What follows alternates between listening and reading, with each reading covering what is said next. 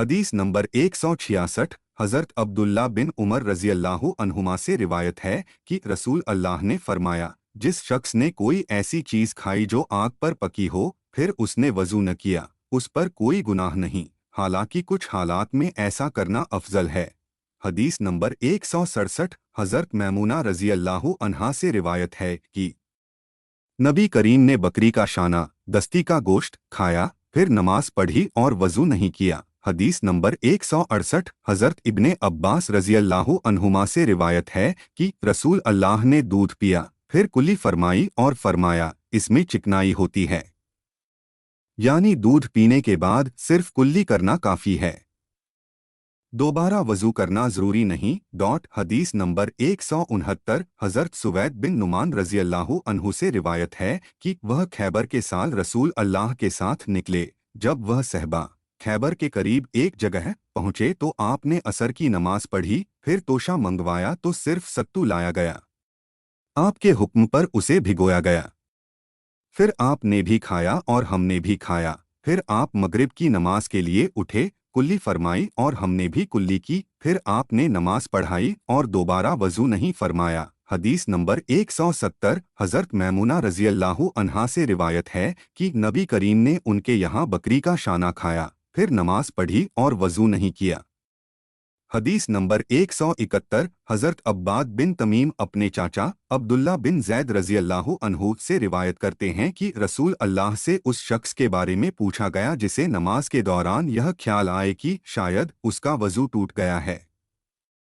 आपने फरमाया, वह नमाज न छोड़े जब तक कि आवाज़ न सुन ले या बदबू न सूंघ ले, यानी महज शक से वज़ू नहीं टूटता। हदीस नंबर 172 हज़रत अनस बिन मालिक रज़ी अल्लाहु अन्हु से रिवायत है कि नबी करीम हर नमाज के वक्त ताज़ा वज़ू फरमाते थे। रावी ने पूछा, आप लोग क्या करते थे? अनस रज़ी अल्लाहु अन्हु ने कहा, हम में से हर एक का एक ही वज़ू काफ़ी होता था जब तक कि वह टूट न जाए। हदीस नंबर 173 हज़रत सुवैद बिन नुमान रज़ी अल्लाहु अन्हु से रिवायत है कि यह हदीस नंबर 169 की तरह है। नबी करीम ने सत्तू खाया और सिर्फ कुल्ली करके नमाज पढ़ ली, नया वज़ू नहीं किया। हदीस नंबर 174 हज़रत इब्ने अब्बास रज़ी अल्लाहु अन्हुमा से रिवायत है कि रसूल अल्लाह ने एक बार बैतुल खला शौचालय से निकलकर खाना खाया। आपसे अर्ज किया गया, क्या आप वज़ू नहीं फरमाएंगे? आपने फरमाया, क्या मैंने नमाज पढ़नी है जो वज़ू करूं?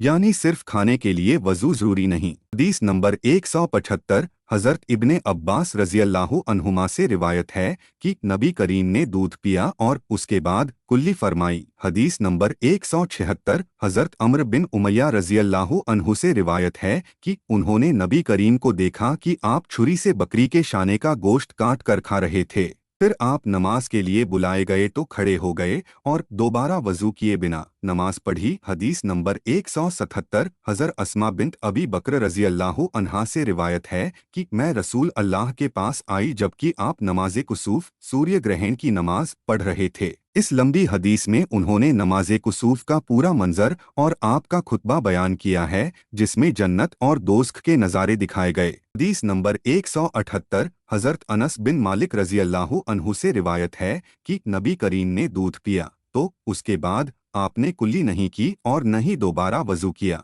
और इसी तरह नमाज पढ़ी। हदीस नंबर 179 हज़रत मैमूना रज़ी अल्लाहु अन्हा से रिवायत है कि उन्होंने नबी करीम को देखा कि आपने उनके घर में एक शाने बकरी का गोश्त से कुछ खाया, फिर आपने दोबारा वज़ू किए बिना नमाज पढ़ी। हदीस नंबर 180 हज़रत इब्ने अब्बास रज़ी अल्लाहु अन्हुमा से रिवायत है कि नबी करीम ने सत्तू खाया, फिर आपने सिर्फ कुल्ली की और दोबारा वज़ू किए बिना नमाज पढ़ी। हदीस नंबर 181 हज़रत अब्दुल्ला बिन अब्बास रज़ी अल्लाहु अन्हुमा से रिवायत है कि रसूल अल्लाह ने एक बार अपनी एक ज़ौजा मुथरा के घर में कंधे का गोश्त खाया, फिर नमाज पढ़ी और दोबारा वज़ू नहीं किया। हदीस नंबर 182 हज़रत मुआविया बिन अबी सुफियान रज़ी अल्लाहु अन्हु से रिवायत है कि उन्होंने रसूल अल्लाह को देखा कि आपने बकरी के शाने का गोश्त खाया, फिर दोबारा वज़ू किए बिना नमाज पढ़ी। हदीस नंबर 183 हज़रत अब्दुल्ला बिन अब्बास रज़ी अल्लाहु अन्हुमा से रिवायत है कि रसूल अल्लाह ने एक बर्तन से दूध पिया, फिर आपने कुल्ली फरमाई और फरमाया, इसमें चिकनाई होती है। حدیث نمبر 184 حضرت عائشہ رضی اللہ عنہا سے روایت ہے کہ رسول اللہ نے فرمایا جسے نماز میں اونگ آنے لگے اسے چاہیے کہ وہ سو جائے یہاں تک کہ اس کی نیند دور ہو جائے، کیونکہ اگر وہ اونگ کی حالت میں نماز پڑھے گا تو اسے نہیں معلوم ہوگا کہ وہ کیا کہہ رہا ہے، ہو سکتا ہے وہ مغفرت مانگنے کے بجائے انجانے میں اپنے آپ کو برا بھلا کہہ دے۔